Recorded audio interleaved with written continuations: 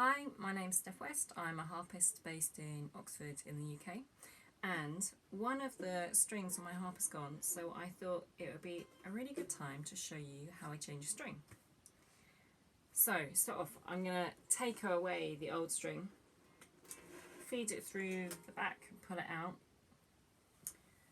wind it off the top, and here you can see, I wonder if you can see, the really roughness where the string has gradually frayed, then split, and that's what happens.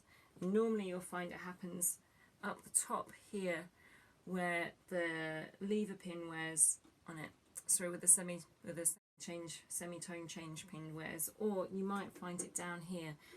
If it breaks frequently down here, then you might need some abrasive cord, which you just thread through and hold at the back and very gently move forwards and back in order to kind of take off any rough burrs. Okay, so I think this is quite an old style, but my harp maker, he always put a felt block on, so I take that off and keep that safe. Here as well, I've got a string tag, this is a very thick bit of old pedal harp string, and that I can reuse, so I'm going to reuse that. Now, the next question is, what string have you got? What string do you want? So I've got D here, which is D above middle C, 1 octave above middle C. So in old harp parlance, that is D3. This is the way we talk about harp stringing and how I remember it. I always remember it, the middle C is C4, like the explosive, C4. Now, middle C is C4, and every new octave starts on an E. So here's our E. So this is going to be E4, D4, C4, B4, A4, G4, F4. Right. So every block starts on the E. So one above is E4, E3 to F3. One above is E2 to F2. My very top ones are just 1, 1, 1. Top are like first octave, and then down here, of course, I have, so E4 was in the middle, C4 was in the middle, I have E5 to F5, and then I just have all the way down here, you can barely see them, these last ones are 6th octave strings. So if I recap that in another way, your first octave is like extremely high, not even high sopranos normally sing up there, and then this next octave, our second octave, is like high soprano range, so only sopranos normally sing up here, though altos might get to the very top.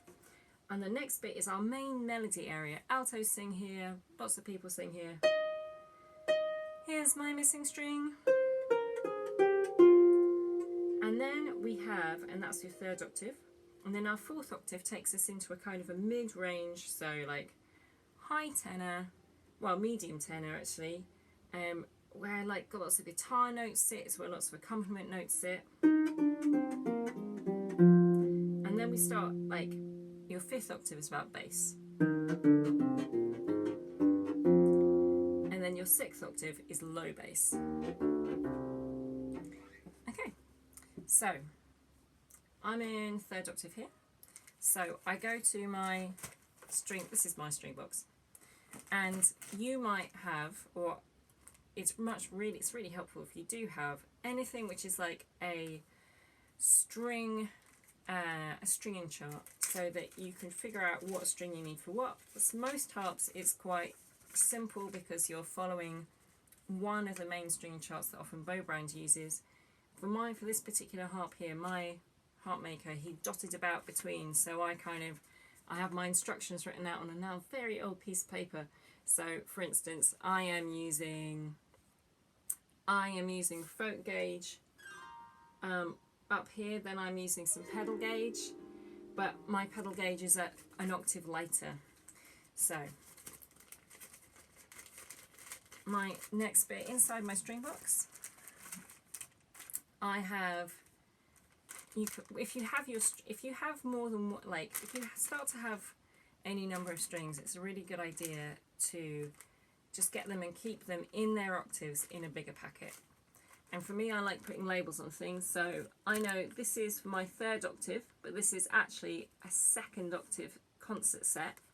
And what I do here to help me out is I put on a tiny little stave and with my range as well. Okay, so I go in here, and here I've got my 3rd octave D.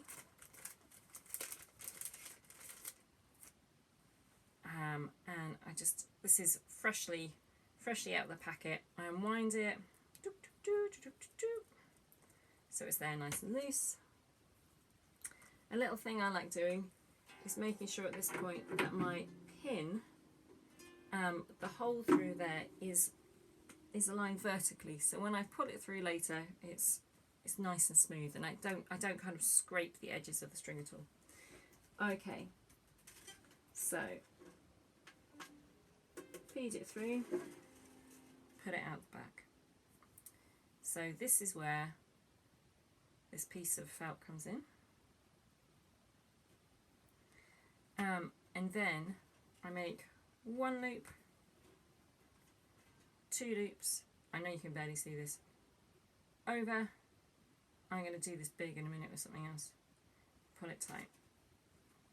And then when I've pulled it tight, I'm going to take my pin, my really thick bit of pedal harp bass string basically, and put it through so it's there, so it acts as a block. And then I'm going to pull this through and let this sit here. So I wanted to demo that harp string knot with something a bit more obvious. So this is going to act as the mock-up of our harp soundboard with the hole that it would already have. This is our harp string. So we have threaded our harp string through the top, down underneath, and so we've pulled it out a long way, and so we're working from the back of the harp now. And what we do is we make 1 loop, 1 bunny ear, and another bunny ear, and can you see they're going in the same direction? They're going in the same direction, and we take the one that is nearest the harp, nearest this bit of harp soundboard currently tucked into my arm, and we twist it. We twist it so that it kind of forms, it locks, and then we put it over this and we pull it tight. And then what we do is we take our bit of string tag and we put it through alongside where the long bit of it is. And what that means is that we've got a bit more stability there, and then when we pull the harp string back against the harp soundboard, the string tightens up and it's really solid. So I'm going to show you that one more time. Let's undo this. So here's our harp soundboard.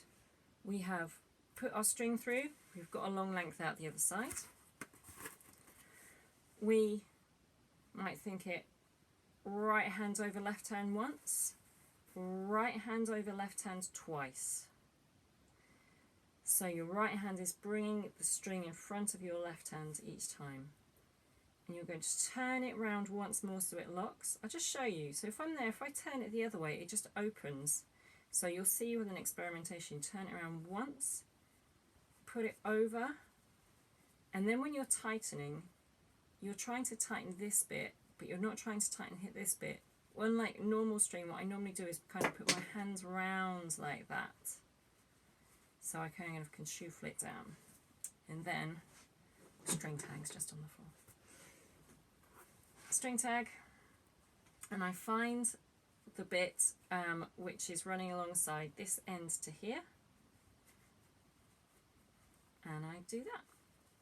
Okay, so that's what we've done as far in here. We've got as far as this point. Okay, it's back to the harp.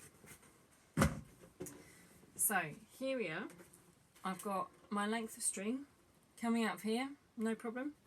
If I want to give this a little tighten, then I wrap it around my hands so I don't kink the string, because when you kink a gut string, that's when it starts to weaken. Okay, release it.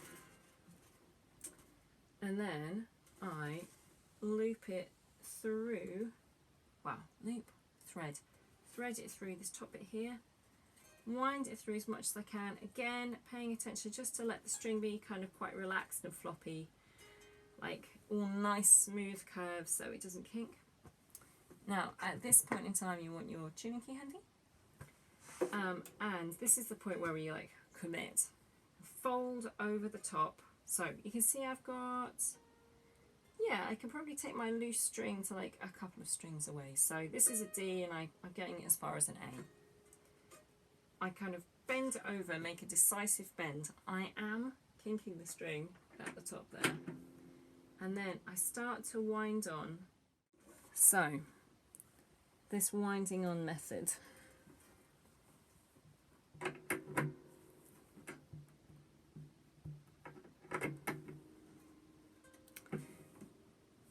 So I've pushed round, so it's folded back, and now I am winding on, keeping this other string in place,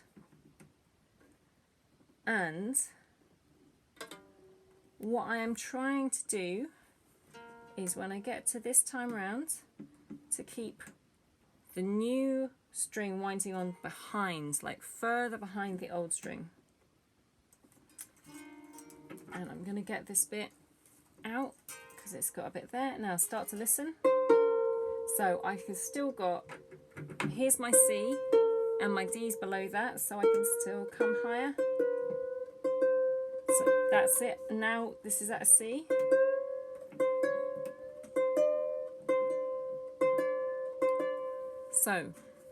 So that's now at a D. And what I can do is I can pull this string 3 times. 1, 2, 3. Low down at the base, and it helps make the knot seat on the inside.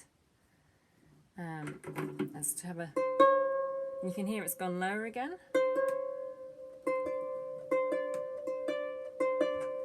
Same thing again. 1, 2, 3. Okay. One more time, I'm gonna wingle this through.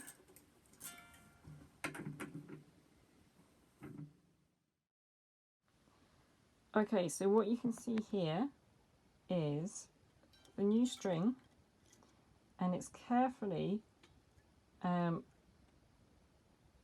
trapped underneath the string winding on.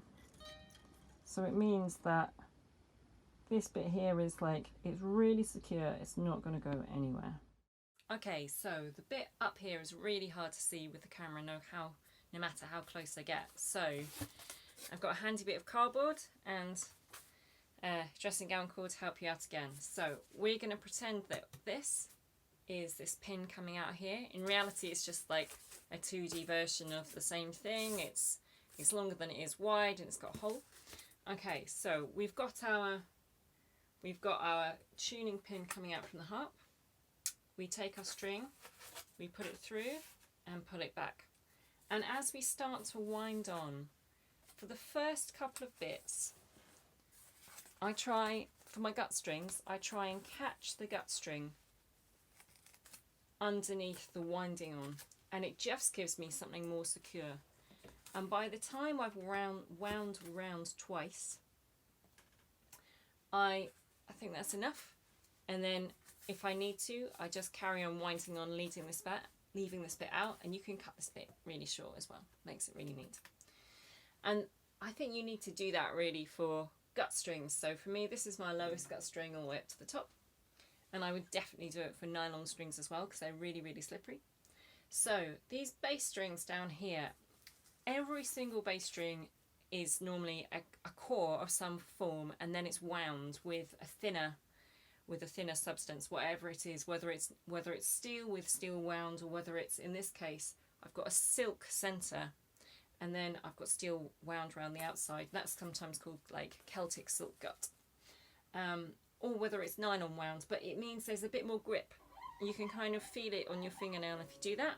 I might have just made some people wince, apologies, but it means it's got more friction. So when I do these bass strings, I push this one through here, and then as I wind on, that's enough, and I can just leave the tag sticking out, and that will be okay. So we've got our string on, it's nice and tight. I'm now going to finish up. So it's more or less in tune. It's a bit sharp at the minute, but that is absolutely going to ease off over the next few days.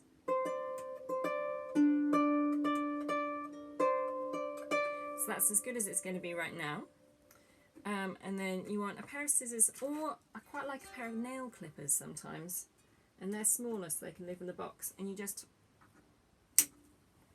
nice and close. Now, normally you will have enough string to do at least one more string again, so put it away immediately before you just get really confused about what kind of string it is and what size it is, because they're all a tiny difference. Like they're like 0.05 of a millimeter difference, all these string gauges. Every single string on this harp has a unique thickness to it, and that's part of what makes it a nice harp to play.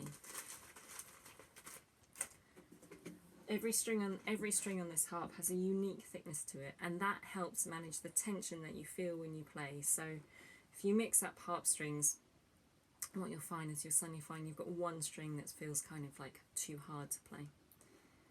Alright, so that's it. So that's from start to finish how I restring my harps.